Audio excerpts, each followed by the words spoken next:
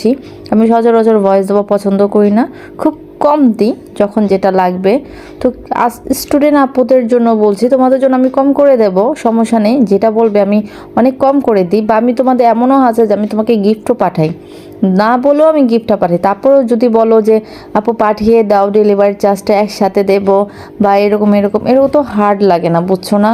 তো এরপরে দাম কত ইটি না হলে যদি ভালো লাগে প্রোডাক্ট, বিকজ আমি 100% কোয়ালিটি ফুল প্রোডাক্ট দেওয়ার চেষ্টা করি, চেষ্টা কি সবাইকে দিই।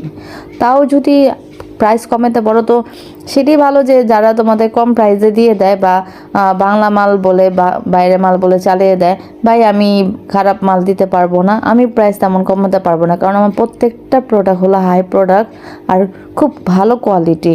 আমি যাদের দিই তারা ভালোই জানে যে আমি কোয়ালিটি 100% দিয়ে দিই। তো আই হোপ নেক্সট টাইমে তোমরা বুঝবা। ওকে, থ্যাংক ইউ, আল্লাহ হাফেজ।